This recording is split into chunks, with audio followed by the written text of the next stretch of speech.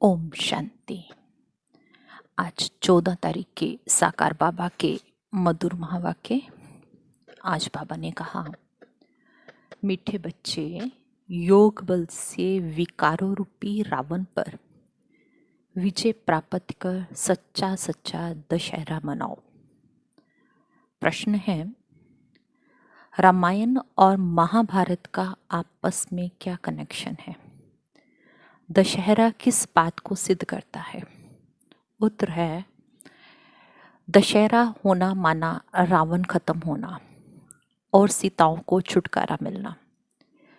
लेकिन दशहरा मनाने से तो रावण से छुटकारा मिलता नहीं। जब महाभारत होता है तब सब सीताओं को छुटकारा मिल जाता है। महाभारत लड़ाई से रावण राज्य खत्म होता है तो रामायण, महाभारत और गीता का आपस में बहुत गहरा कनेक्शन है। आज गीत बजा, महफिल में जल उठी क्षमा परवानों के लिए। ओम शांति। बाप फरमाते हैं कि तुम हो ब्राह्मण संप्रदाय, तुमको अब दैवी संप्रदाय नहीं कह सकते। तुम अब हो ब्राह्मण संप्रदाय, पीछे दैवी संप्रदाय बनने वाले हो। ये जो रामायण है, आज दशहरे पर जैसे इनका रामायण पूरा होने वाला है, परंतु पूरा होता नहीं। अगर रावण मरता है तो रामायण की कथा पूरी होनी चाहिए, परंतु होती नहीं है। छुटकारा होता है महाभारत से। अब ये भी समझने की बातें हैं, रामायण क्या है और महाभारत क्या है। दुनिया तो इन बातों को जानती नहीं। रामायण और महाभारत दोनों का कनेक्शन है। महाभारत लड़ाई से रावण राज्य खत्म होता है, फिर ये दशहरा आदि मनाने का ही नहीं है। गीता अथवा महाभारत भी है रावण राज्य को खत्म करने वाले। अभी तो टाइम है, तैयारी भी हो रही है। वह है हिंसक, तुम्हारी है अहिंसक। तुम्हारी है गीता, तुम गीता का ज्ञान सुनते हो, उससे क्या होने वाला है? रावण राज्य खलास होने का है। वह भल रावण को मारते हैं, परंतु राम राज्य तो होता नहीं। अब रामायण और महाभारत है ना, तो महाभारत है रावण को खलास करने के लिए। ये बड़ी गूढ़े समझने की बातें हैं, इसमें विशाल बुद्धि चाहिए। बाप समझाते, महाभारत लड़ाई से रावण राज्य खत्म होता है। ऐसे नहीं कि सिर्फ रावण को मारने से रावण राज्य खत्म हो जाता है, उसके लिए तो संगम चाहिए। अब संगम है, अब तुम तैयारी कर रहे हो रावण पर विजय पाने की। इसमें ज्ञान के अस्त्र शस्त्र चाहिए। वह नहीं जैसे दिखाते रावण और राम की युद्ध हुई। ये शास्त्र सब है भक्ति मार्ग के। अभी तुम रावण राज्य पर विजय पाते हो योग बल से, ये हो गई गुप्त बात। 5 विकारों रूपी रावण पर तुम्हारी विजय होती है। किससे? गीता से। बाबा तुमको गीता सुना रहे हैं, भागवत तो है नहीं। भागवत में दिखाते हैं कृष्ण चरित्र। कृष्ण के चरित्र तो कुछ है नहीं। तुम जानते हो जब विनाश होगा, महाभारी लड़ाई लगेगी, उनसे ही रावण राज्य खत्म हो जाएगा। सीढ़ी में भी दिखाया गया है, जब से रावण राज्य शुरू है तब से भक्ति मार्ग हुआ है, ये तुम ही जानते हो। गीता का कनेक्शन महाभारत लड़ाई से है। तुम गीता सुनकर राज्य पाते हो और लड़ाई लगती है सफाई के लिए। बाकी भागवत में चरित्र आदि फालतू हैं। शिव पुराण में कुछ भी नहीं, नहीं तो गीता का नाम होना चाहिए शिव पुराण। शिव बाबा बैठ ज्ञान देते, सबसे ऊंची है गीता। गीता सब शास्त्रों से छोटी है और सब पुस्तक बहुत बड़े बनाए हैं। मनुष्यों की जीवन कहानी भी बहुत बड़ी बड़ी बनाई है। नेहरू ने शरीर छोड़ा, उनके कितने बड़े वॉल्यूम बनाते हैं। ये गीता शिव बाबा के वॉल्यूम्स की कितनी बड़ी होनी चाहिए, परंतु गीता कितनी छोटी है। क्योंकि बाप सुनाते ही एक बात है कि मुझे याद करो तो विक्रम विनाश होंगे। और चक्कर को समझो, बस। इसलिए गीता छोटी बना दी। ये ज्ञान है कंठ करने का। तुमको मालूम है गीता का लॉकेट बनाते हैं, उसमें छोटे अक्षर होते हैं। अब बाबा भी तुम्हारे गले में लॉकेट पहनाते हैं, त्रिमूर्ति और रचाई का। बाबा कहते गीता है 2 अक्षर, अलफ और बे। यह गुप्त मंत्र का लॉकेट मनमना भव। मुझे याद करो तो विक्रम विनाश होंगे। तुम्हारा काम है योग बल से विजय पाना। फिर तुम्हारे लिए सफाई भी चाहिए।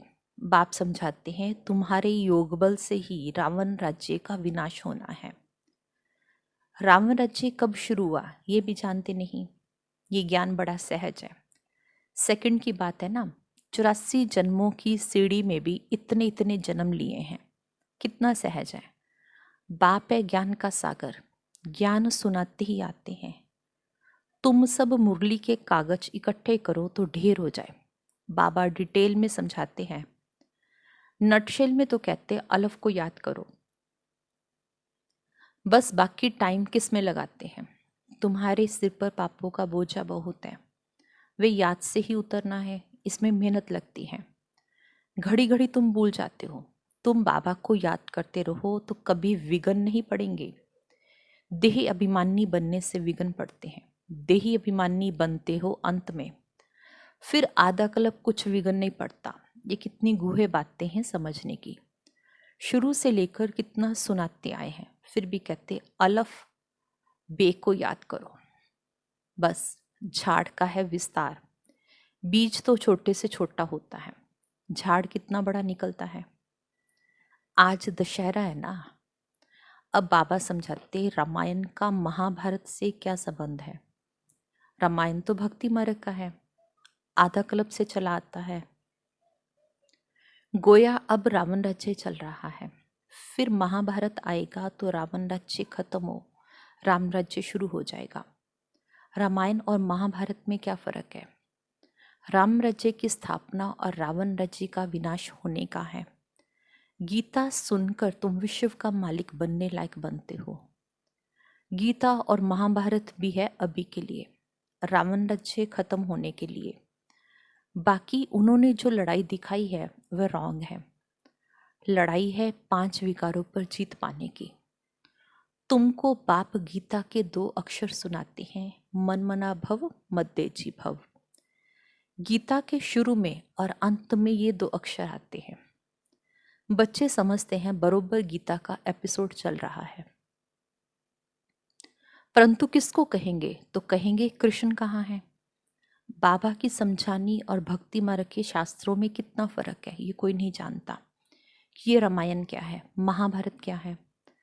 महाभारत लड़ाई के बाद ही स्वर्ग के द्वार खुलते हैं, परंतु मनुष्य ये समझेंगे नहीं, इसलिए तुम परिचय ही बाप का दो। बाप कहते मामिकम याद करो। ये बाप सारी दुनिया के लिए कहते हैं, एक गीता को ही खंडन किया है। गीता का सभी भाषाओं में प्रचार है। तुम्हारे राज्य में भाषा ही एक होगी, वहाँ कोई शास्त्र पुस्तक आदि नहीं होगा। वहाँ भक्ति मार्ग की कोई बात नहीं रहती। भारत का ताल्लुक है ही रामायण महाभारत और गीता से। भगवान तो बच्चों को गीता सुनाते हैं जिससे तुम स्वर्ग के मालिक बनते हो। महाभारत लड़ाई जरूर लगनी चाहिए, जो पतित दुनिया खत्म हो जाए। गीता से तुम पावन बनते हो। पतित पावन भगवान आते ही अंत में है। कहते हैं काम महाशत्रु है, इस पर जीत पानी है। काम विकार से कभी हार नहीं खानी, इनसे बहुत नुकसान होता है। विकारों के पिछाड़ी बड़े बड़े नामी ग्रामी मिनिस्टर्स आदि भी अपना नाम बदनाम करते हैं। काम के पिछाड़ी बहुत खराब होते हैं, इसलिए बाप समझाते हैं बाबा के पास जवान जवान बच्चे आते हैं। ऐसे बहुत है जो ब्रह्मचर्य में रहते हैं, सारी आयु शादी नहीं करते, फीमेल्स भी होती हैं। नंस कब विकार में नहीं जाती, परंतु उससे कोई प्राप्ति है नहीं। यहाँ तो बात है पवित्र बन जन्म जन्मांतर स्वर्ग के मालिक बनने की। जन्म जन्मांतर के पापों का बोझा सिर पर है, वह जब कटे तब स्वर्ग में चले। यहाँ मनुष्य पाप करते रहते, करके एक जन्म कोई सन्यासी बनते हैं। जन्म तो विकार से लेते हैं। रावण राज्य में विकार बिगर राज्य होता नहीं। पूछते हैं वहां जन्म कैसे होगा, योग बल किसको कहा जाता है, ये पूछने की दरकार नहीं है ही संपूर्ण निर्विकारी दुनिया। रावण राज्य ही नहीं तो प्रश्न उठ नहीं सकता, सब साक्षात्कार होंगे। जब बूढ़े होते हैं तो ये साक्षात्कार होता है कि जाकर बच्चा बनूंगा, माता के गर्भ में जाऊंगा। ये नहीं मालूम रहता कि फलाने घर जाऊंगा। सिर्फ अब छोटा बच्चा बनना है। मोर और डेल का मिसाल है। आंखों के आंसू से गर्भ होता है। पपीते के झाड़ में भी एक मेल एक फीमेल का झाड़ होता है। एक दो के बाजू में होने से फल देते हैं, ये भी वंडर है। जब जड़ चीजों में भी ऐसा है तो चैतन्य में सत्युग में क्या नहीं हो सकता। ये सब डिटेल आगे चलकर समझ में आ जाएगा। मुख्य बात है तुम बाप को याद कर तमो प्रधान से सतो प्रधान बन वर्षा तो ले लो, फिर वहां की रस्म जो होगी सो देखेंगे। तुम योग बल से विश्व के मालिक बनते हो तो बच्चा क्यों नहीं पैदा हो सकता। ऐसे से प्रश्न बहुत पूछते हैं, फिर कोई बात में जवाब पूरा नहीं मिला तो गिर पड़ते। थोड़ी बात पर भी संशय आ जाता है।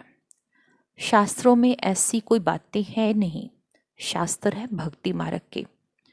परमपिता परमात्मा आकर ब्राह्मण धर्म, सूर्यवंशी, चंद्रवंशी धर्म की स्थापना करते हैं। ब्राह्मण है संगम युगी। बाबा को संगम युग पर आना पड़ता है। पुकारते भी हैं, हे पतित पावन आओ। उस तरफ वाले कहते हे लिबरेटर, दुख से लिबरेट करो। दुख देते कौन है ये भी उन्हों को मालूम नहीं।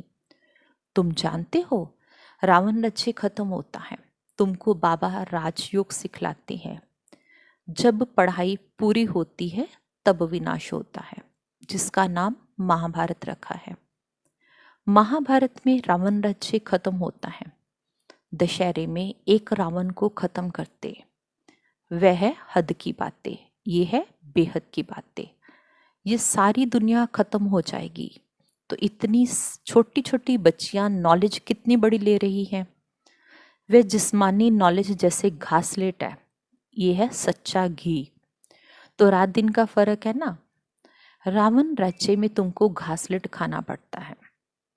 आगे इतना सस्ता सच्चा घी मिलता था, फिर महंगा हो गया तो घासलेट खाना पड़ा। घासलेट माना तेल। ये गैस बिजली आदि पहले कुछ भी नहीं था। थोड़े ही वर्षों में कितना फर्क पड़ा है।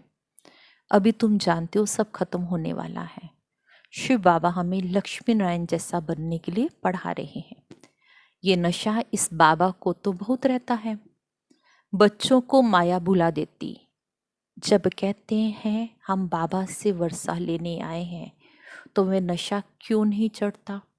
स्वीट होम स्वीट राजधानी भूल जाती है। बाबा जानते हैं जो जो हड्डी सर्विस करते हैं वही महाराजकुमार बनेंगे।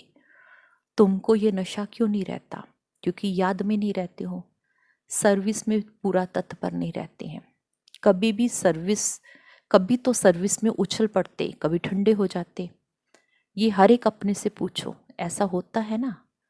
कभी कभी भूलें भी हो जाती हैं। इसलिए बाबा समझाते जवान बड़ी मीठी चाहिए, सबको राजी करना है, किसको आवेश ना आए। बाप कितना प्यार का सागर है। अब गौ कोस बंद कराने के लिए कितना माथा मारते।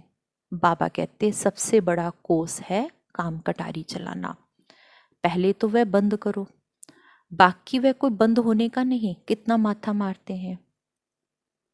ये काम कटारी दोनों को नहीं चलाना चाहिए। कहाँ मनुष्यों की बात, कहाँ बाप की बात। जो काम विकार को जीतेंगे वही पवित्र दुनिया के मालिक बनेंगे। अच्छा, मीठे मीठे सिकिलदे बच्चों प्रति मात पिता बाप दादा का याद प्यार और गुड मॉर्निंग। रूहानी बाप की रूहानी बच्चों को नमस्ते जी। हम रूहानी बच्चों की रूहानी बाप दादा को नमस्ते जी, नमस्ते जी, नमस्ते जी। धारणा के लिए मुख्य सार है। पहला पॉइंट, बाप समान प्यार का सागर बनना है, कभी भी आवेश में नहीं आना है, अपनी जुबान बड़ी मीठी रखनी है, सबको राजी करना है। दूसरा पॉइंट, हड्डी सर्विस करनी है, नशे में रहना है कि अब ये पुराना शरीर छोड़ जाकर प्रिंस प्रिंसेस बनेंगे। आज का वरदान है,